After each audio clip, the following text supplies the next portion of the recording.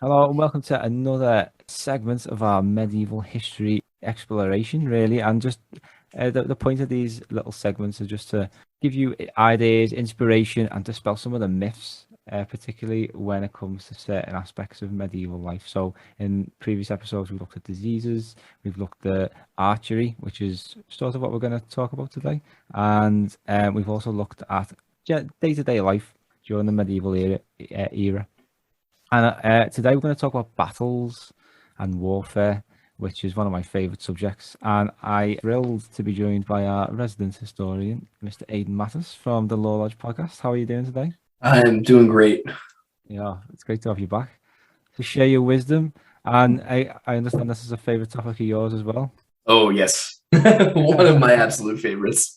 Yeah, I mean, Oh, I don't really know. I've been reading a lot of historical fiction lately, and mm, particularly to do with the Punic Wars and also the Greek-Persian Wars. I love that. yeah. Oh, the Yeah. Greco-Persian Wars. So we can talk a lot about this, but what are we going to talk? We're going to focus on more the medieval period, Yeah. since that focuses as well, that features in fantasy more than most. So Yes. warfare, I thought it'd be a good idea because I think this is where fantasy writers go wrong. To basically try and get as deep into the sort of mindset of somebody in that era going to war. So I'm thinking we've just been marching for a few days, got all our stuff on our shoulders, armor, all that. We've spoken about how heavy armor is and stuff like that. So pick it up from here. Tell us what we're going to be going through.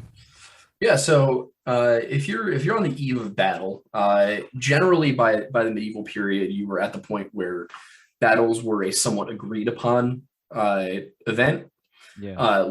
As you got later and later into the Middle Ages, that became more and more of a thing. You would actually go and meet and send emissaries and say, all right, we're going to fight here at this time. Um, Earlier on in the Middle Ages, you were looking at a lot more of trying to outmaneuver the enemy, and oftentimes you would have two armies circle each other for days, even weeks, trying to find the best position and forcing the other into attacking. Because you wanted to be on the defense, unless you had basically overwhelming force. But if you are, to put yourself in the mindset of like, your average probably your average knight, because they were doing the majority of the fighting, the majority of the intense fighting. But you would also have pikemen and bowmen who would be involved. But your average, let's say man at arms. Let's say somebody who's a trained soldier, but they're not of the noble class. You're going to be probably dressed for when you get dressed for battle. You're going to get up in the morning. If you're not on horseback, then you're going to have a much lighter meal. But if you're on horseback, you're probably going to be eating about a pound of beef for breakfast. Wow.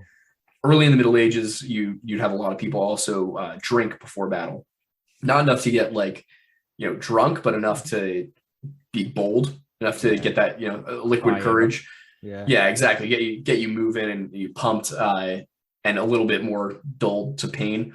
But you'd have people who would often take a few swigs of mead before battle, and that would get them a little bit more ready to go, so to speak. But if you're getting into later period, you're man at arms, you're getting ready to go into battle, you're probably wearing chainmail over a gambesson or over leather, depending on what region you're from. And chainmail, of course, each link in a chainmail shirt is usually connected to five other links, and that's what makes it so strong. Is that all of the metal is conjoined to so much other metal. The primary weakness of chainmail is stabbing or blunt force. So if you are in the later Middle Ages, you're probably going to be armed with a sword or a spear. If you're of the man at arms type, the sword became the more dominant weapon later, but earlier on, the spear was always the most common weapon on a Yeah. medieval battlefield. So if you were going to battle, you were most likely armed with a spear, a sidearm, which would be either a sword or an axe, maybe a dagger, and you would be wearing usually whatever the moderate armor of the day was. So in the late Middle Ages, that would be uh, chainmail, maybe a breastplate, maybe some pauldrons. But the high Middle Ages, you're looking at chainmail or a very thick leather or gambesson armor piece. Yeah. And then early Middle Ages, you're looking at like leather jerkins and not gambesons. Gambesons weren't really in fashion yet, but and maybe like a simple not chainmail, not like technically what chainmail is that 5-link type of shirt. Yeah. But you know, they would have a type of mail that was usually less interlinked. You know, it might be like 2 or 3 links rather than 5. And that's what was used by, for example, the Romans had a sort of chainmail that was just less effective. So you would be wearing that if you were earlier on. And for a helmet, almost everybody who fought in the Middle Ages wore a helmet. If you were a peasant, you probably didn't, but you also weren't really doing much fighting, much like close up, close quarters, sword or shield. If you were a peasant, you were probably using a spear, and you were probably at the back of the line. So if you're one of the professional soldiers, if you're one of the professional soldiers, you've got a helmet. Early Middle Ages might be a leather helm. Later, you're going to get those kind of taller helmets with the nose guards and everything. Viking helmets, obviously, there's this misconception they had horns. Probably didn't. And you're looking at probably 20 to 30 pounds all told of armor total. You know, not nearly. People seem to think that, you know, a medieval suit of armor weighed 50 or 60 pounds. Didn't. What soldiers carry into battle today is far heavier than what you were carrying in battle as a medieval soldier. Even as a knight, you were wearing, you know, 30, 40 pounds of gear max, because back then you had to actually be able to move. And so you're getting ready for battle. You've got probably a shield. In the early Middle Ages, you would have been looking at a large round shield that would have had a boss in the center, and this is where your hand would go. Early medieval shields were usually, you'd have like a leather strap that went across right here, and then your hand would grip a handle in the center. And that boss could be used both as obviously defensive, but also as an offensive punching weapon. And so the primary way that you were going to line up as you were getting ready to go into battle was early Middle Ages, you're looking at a shield wall. And that would involve overlapping those shields against one another, much like a Greek phalanx. And then so as you get into the high Middle Ages, you're looking at the rise of the kite shield as being in vogue, which is longer, it's a little bit narrower, and it would essentially sit, if you were a mounted soldier, your arm would actually go all the way through the straps. So it would be strapped to your arm, not to your hand. And then that would leave your left hand free to use the reins while still protecting you with your shield on this side. So you would be left hand on the reins, shield right here. And that way, if somebody tried to strike at you from your weak side, they're probably not going to hit you. They're going to hit your shield. Still might hurt, because you got to remember, all of this is hand-to-hand. Like the primary method of killing someone was blunt force trauma. So even if you were wearing chainmail and if somebody hit you in the side with an axe, even if it didn't penetrate, it still could break some ribs. So the primary thing you're doing here is you're trying to blunt force your way through, which is why axes and clubs remained popular for so long, is because they would just crush through armor and shields. And then if you're looking at the high Middle Ages, the shields actually get dropped and ditched.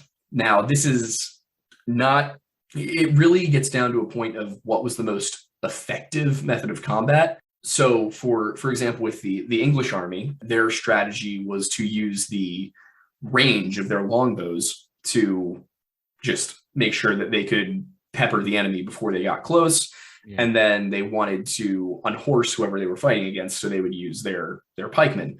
Now, the English army was one of the more versatile ones, because they had to deal with fighting the Welsh, Scots, and Irish, who fought in a very different manner from the French. So when the English were fighting the Scots, Irish, and Welsh, they would often use more French battle tactics, heavy horsemen, lots of archery. And then when they were facing the French, they would use more Scottish battle tactics, pikes and skirmishers. And that was kind of how it went. The main vehicle of medieval combat outside of England was the mounted knight. This was Spain, France, Germany, not Scandinavia, but Spain, France, Germany, and Italy. You're looking at mounted knights. and you would use that mast mounted charge, and that was what would succeed most often, was whoever had the better knights. But in the later Middle Ages, that's when it kind of got into, oh, well, you can stop a lot of knights with a lot of pikemen, and people starting to realize cheaper might be better for warfare. But yeah, so if back to like, no, we're in the mindset of, you know, being a man at arms. So you got probably your leather or steel helmet, probably got some rings hanging down here. It's heavy, but you're used to that. You march with all of this gear on your back as it is. You're going to go into a battle line. So you've got everybody to your sides.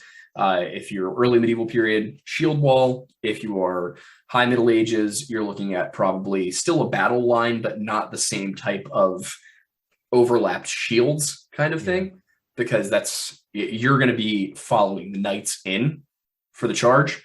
And once those lines clash, you're going to be following in your knights and your shock infantry to start dealing the blows. And then in the late Middle Ages, you're getting more of the pike warfare. So you're going to be lining up next to everybody.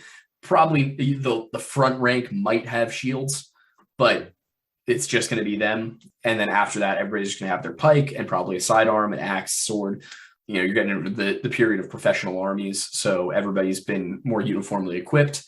And that's the point at which, like, from a psychological standpoint, what these people were looking at was the very real possibility that they might die. If you talk to a lot of modern soldiers, a lot of the combat they go into is very lopsided in terms of equipment, in terms of skill, in terms of numbers. So the American and British military, most of the time that they get into engagements nowadays, they have the overwhelming advantage. It's very unlikely that they're going to die in combat. Obviously, people still die, but it's not nearly the very real possibility that you will, you know, you're looking across the field at an army that is as equipped as yours most of the time. And it's going to be not a matter of your individual skill, but the tactical acumen of your general that is driving the success of your battle that day. And the earlier you go in the Middle Ages, the less that becomes true. The earlier you go, the more it becomes about individual heroics. And interestingly, the earlier you go, the more it becomes about individual heroics, the less casualties armies take. So medieval battles that occurred, you know, between 500 and 1,000, you'd be looking at, you know, in a large battle, a couple thousand soldiers on each side. For an army to be 10,000 men was absurd. That was a ridiculous number of soldiers in the early Middle Ages during like the Viking Age.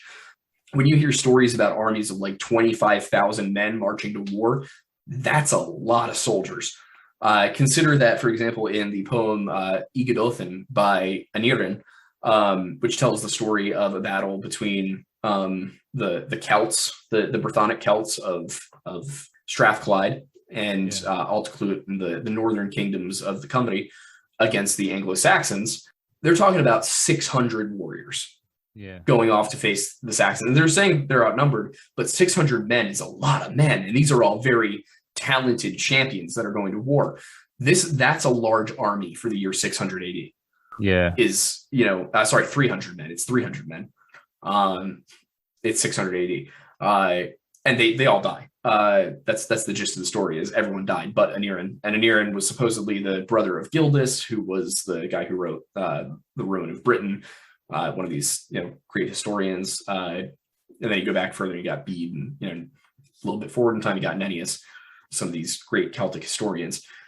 But so you go from, you know, 300 men being a large force, and 300 casualties being devastating to an entire culture, to, in the late Middle Ages, you're still not seeing, you know, the mass casualties of like the 30 Years' War, but you're seeing, you know, hundreds of people dead, thousands wounded. Could happen. You're not going to see, you know, like there are battles from the 30 Years' War where you had thousands of men on both sides die. That doesn't happen at all during the Middle Ages, and that's one of those things that gets caught up in a lot of fantasy. And, you know, Peter Jackson is guilty of it with his Lord of the Rings adaptation. And that is not to say that Tolkien does not give him the material for it.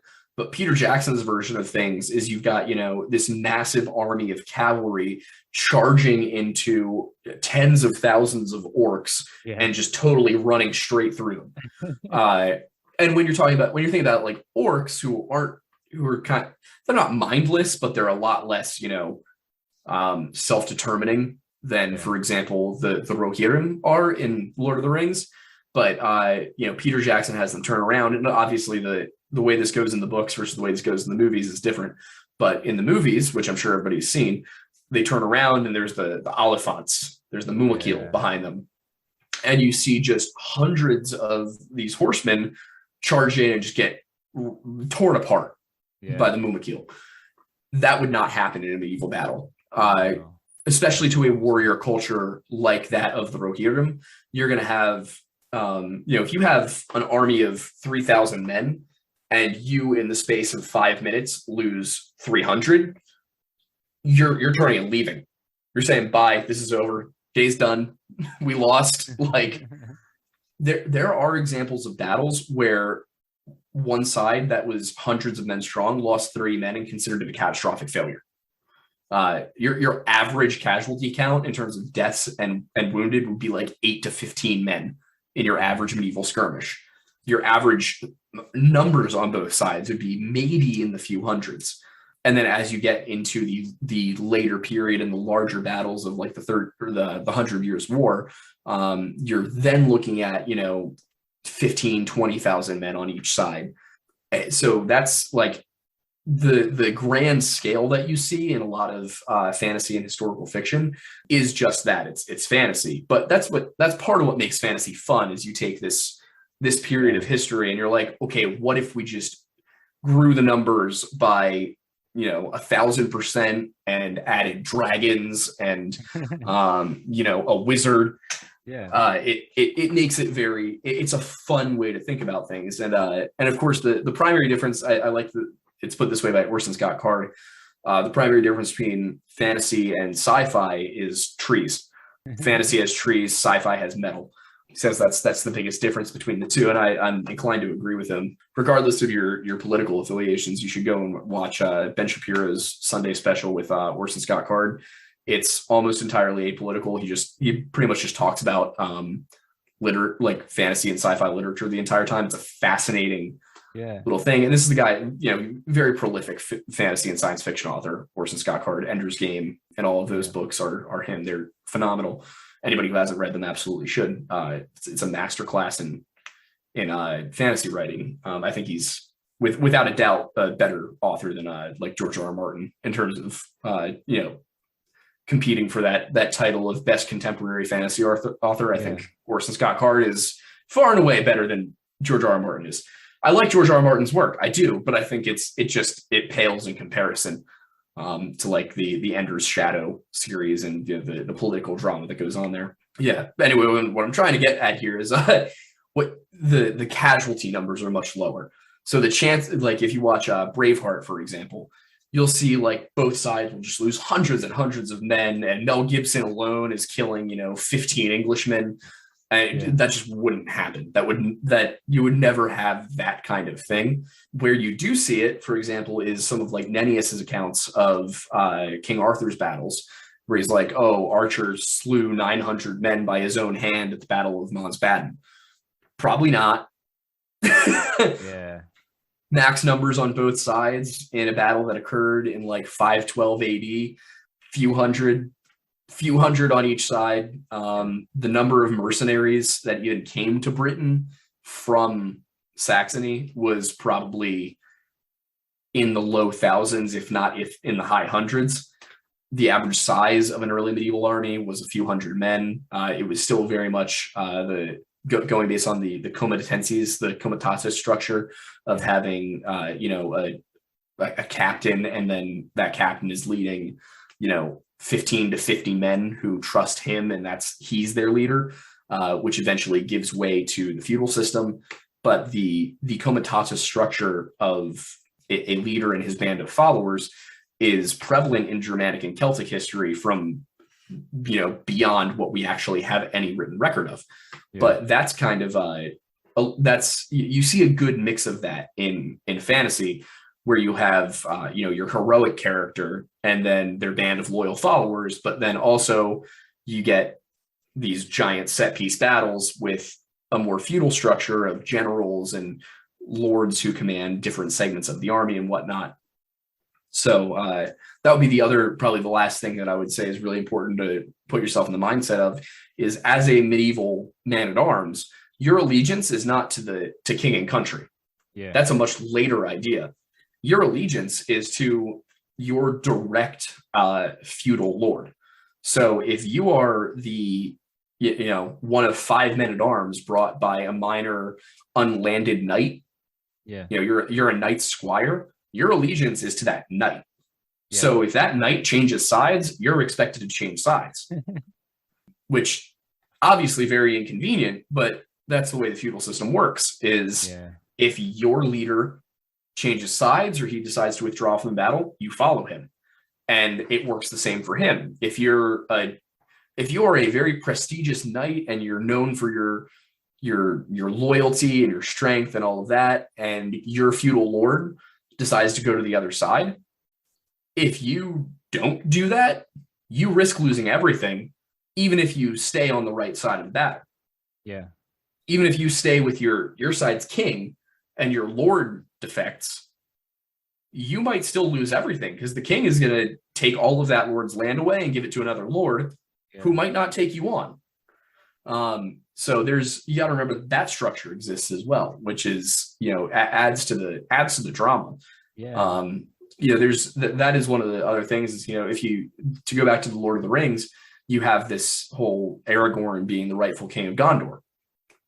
Sure. But say that you were to take Lord of the Rings and put it in a realistic context, which I would never suggest doing, because that's when you get comments like, what was Aragorn's tax policy? Thanks, George.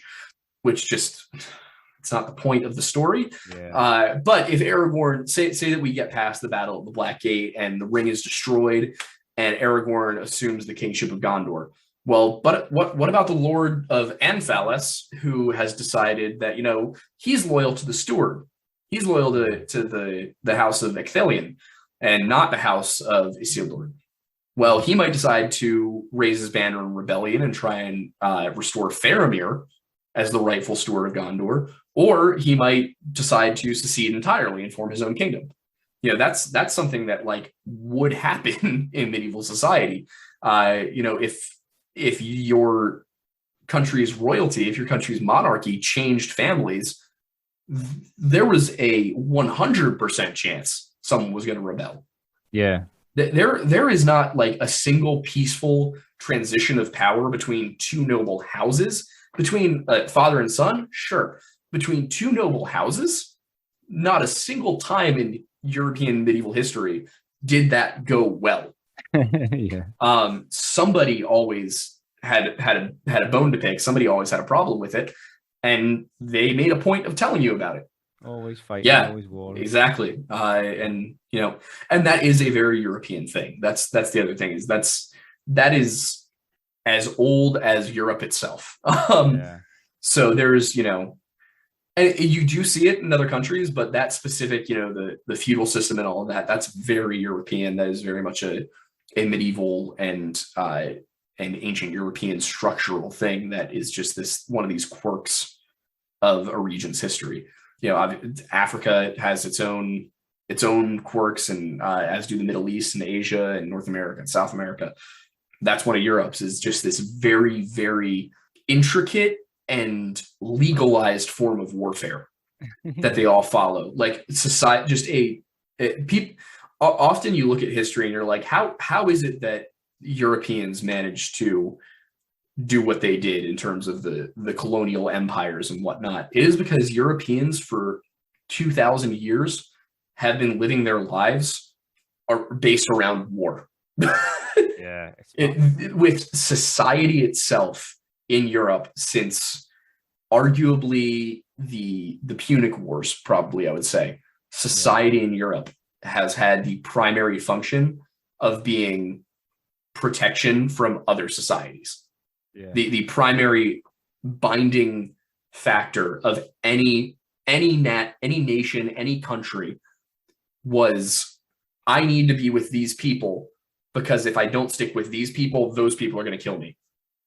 And that's how Europe developed for 2,000, 3,000